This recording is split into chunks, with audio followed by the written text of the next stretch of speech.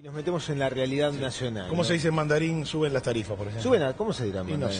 No sé, será un grito, capaz. En fin, señoras y señores, acá me están haciendo unas sugerencias. El diputado del Partido Nacional, Pablo Abdala, nos visita.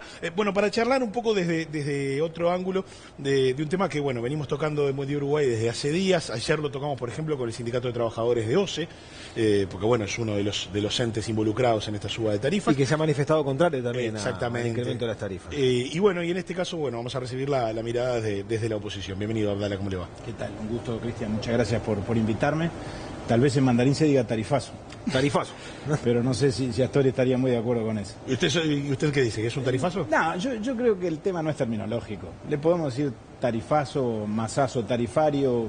Bueno, los nombres no le hacen a la cosa. Yo creo que lo que es evidente es que se tomó una decisión con relación a 4 empresas públicas y a los servicios públicos y a los bienes que esas empresas públicas le venden a la población, que claramente, bueno, tienen un componente asociado a la evolución de los costos de esas empresas, ANCAP, Antel, UTE, OCE, pero al mismo tiempo tienen un plus, digamos así, que notoriamente está destinado a aumentar la recaudación y a generar efectos fiscales. Lo dijo el propio ministro de Economía cuando hizo la presentación pública, rodeado de los presidentes de los entes, dijo: esto tiene por objetivo adecuar los costos internos de las empresas, adaptar esos costos en función de la evolución del tipo de cambio, de la inflación, pero al mismo tiempo contribuir a mantener los equilibrios fiscales. Esto es así.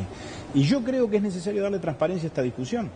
Y por eso nosotros lo que vamos a promover en la Comisión Permanente, ya lo anunciamos la semana pasada, que la semana pasada la Comisión Permanente se instaló, es la convocatoria a los directorios de los entes, particularmente a los presidentes, que son voceros calificados y pueden llevar la información al Parlamento, y a las ministras respectivas, porque los directores de entes, como ustedes saben, se relacionan con el Parlamento a través de los ministerios. En este caso vamos a promover que vayan los presidentes de ANCAP, UTE, Antel y OCE, con las ministras Cose y de León. La ministra Cose tiene relación con UTE, con Antel y con ANCAP. La ministra Eneida de León es responsable por los actos de OCE. Y vamos a ofrecer, desde luego, la posibilidad de que también vaya el ministro Astori, no tenemos ningún inconveniente. Pero lo que queremos obtener es la información de las empresas para saber, en cada caso, porque los 4 casos son distintos, cómo evolucionaron los costos y cómo se compone la tarifa. Cada vez que los uruguayos pagamos un peso por un litro, o por cada peso que pagamos en cada litro de combustible o en cada litro de gasoil o de gasolina, o cuando pagamos la factura de OCE o los servicios de Antel o la factura de UTE, ¿qué estamos pagando cuando pagamos por concepto de esas tarifas? Son 4 empresas que tienen escenarios diferentes, ¿no? Sí, sí. El déficit de ANCAP es notorio, público, se ha debatido muchísimo, pero en todo caso hay otras empresas que han hecho inversiones importantes, pero en realidad hasta generan superávit. Se dice que con este incremento en las tarifas lo que quiere hacer es abatir el déficit de algunas de estas empresas puntualmente. Y la oposición entiende que es así, que es, o sea, que el pueblo, que la sociedad, que los contribuyentes somos los que en definitiva debemos hacernos cargo, nos haremos cargo de esos déficits. Mire, la información que nos han transmitido, Federico, la información que nos han transmitido los directores de la oposición, es que sin perjuicio de atender, repito, la evolución de los costos internos, en todos los casos, no solo en el de UTE, que es el más notorio, en los 4 casos, el propósito es que las transferencias directas o indirectas a rentas generales aumenten. Cuando hablamos de transferencias directas, hablamos de las utilidades que se generan al final de un ejercicio. Claro. Es el caso típico de UTE. UTE, los servicios pidieron un 4% de aumento, que con eso holgadamente cubrían lo que se llama el costo de abastecimiento de la demanda y por lo tanto los costos internos, y el resto notoriamente es para que UTE pueda transferir cerca de 240 millones de dólares al cabo del ejercicio. En el caso de Antel, yo me comuniqué con el director Delgado, que es de nuestro sector, me dijo: Antel no necesitaría aumentar las tarifas, porque además ha alcanzado un grado de eficiencia muy importante y está en una situación bastante saludable. Los directores de la oposición no votaron. No, por supuesto, ni votaron ni van a votar. En el caso ANCAP, que tal vez sea el caso más curioso o más singular, digamos así, ANCAP está en una situación de debilidad evidente y todavía arrastra dificultades de los desequilibrios patrimoniales que se dieron en el pasado.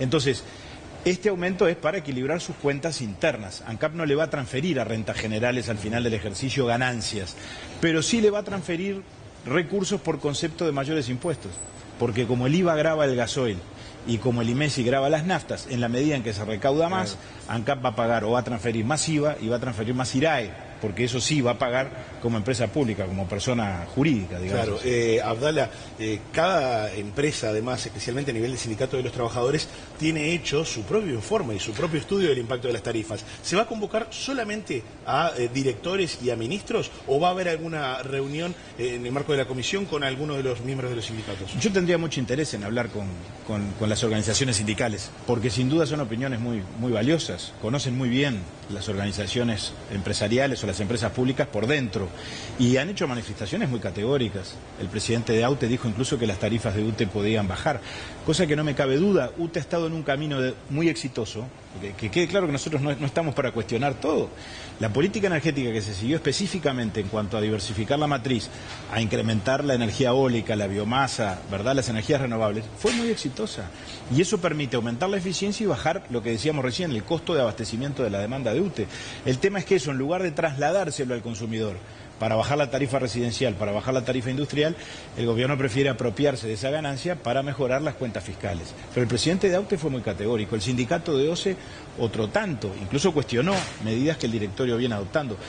No tenemos la posibilidad reglamentaria de convocarlos a la comisión permanente, pero sí tenemos la posibilidad de hablar con ellos, y yo creo que tenemos que hablar, porque además esto se da en un contexto muy particular, es decir, evidentemente esto va a afectar a la población en términos de que, más allá de que suban más o menos que la inflación, es notorio que esto va a afectar la calidad de vida de la gente, porque la inflación es un índice, es un promedio, y la gente tiene que afrontar precios que implican, digamos, artículos de primera necesidad para su subsistencia que están bastante más allá del índice inflacionario. Por lo tanto, llevar el aumento de las tarifas más allá de los costos internos de cada empresa implica sin duda a la población incrementarle los costos por los servicios.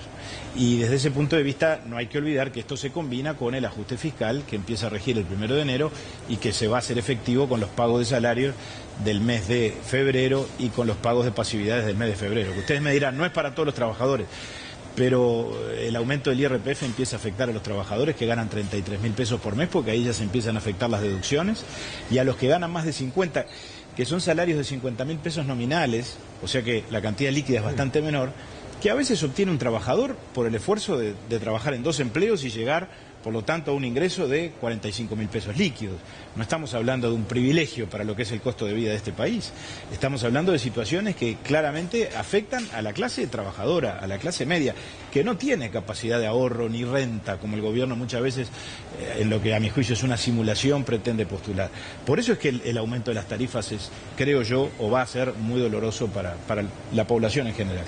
Y respecto a lo que es la actitud asumida, ¿no?, en esta materia, ¿se puede criticar de la misma forma el hecho de no haberlas bajado cuando correspondía?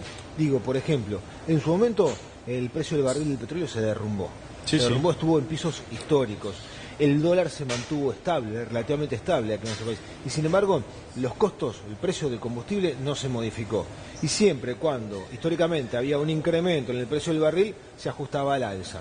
Sin embargo, no se bajó cuando se debía, producto de que también había necesidad de ir refinanciando, recapitalizando la empresa petrolera. Lo mismo con lo que ocurrió con las energías renovables, el cambio en la matriz. Exacto. Se dejó de comprar energía, se abarataron muchos costos, sin embargo la tarifa no se modificó.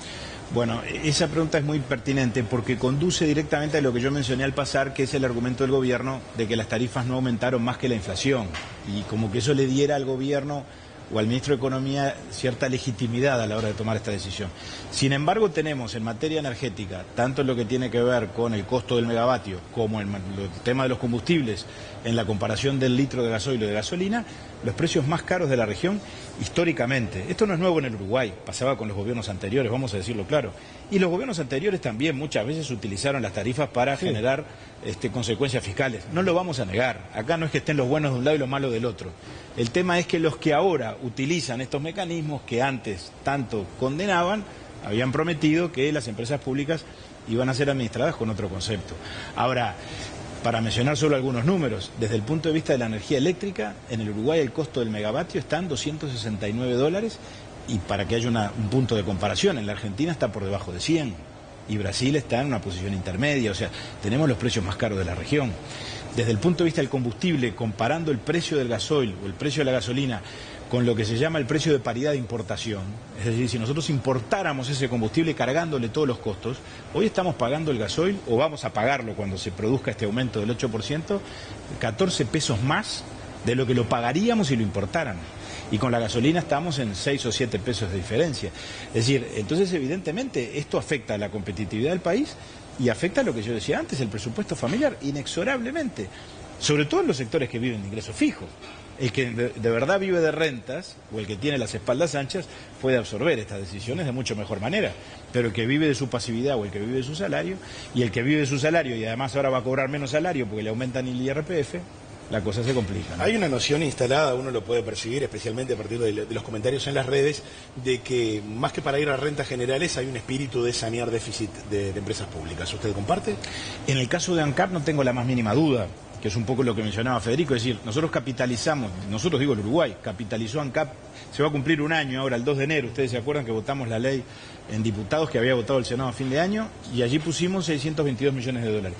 Pero después, durante todo el año 2016, como el petróleo estuvo por debajo de la referencia de ANCAP, que está en $50 por barril y 29 pesos por dólar, bueno, se calcula que allí hay un margen, un colchón de 150 millones de dólares, que por esa diferencia de precio los uruguayos seguimos pagando en función de esa diferencia durante todo el año. Y ahora eso se va a agudizar, porque el petróleo se mantiene más o menos en los mismos niveles, y la presidenta ANCAP nos dice que este aumento es proyectando o previendo el aumento del crudo que se va a producir en el 2017, que el precio del petróleo es muy volátil, no sabemos si se va a producir o no.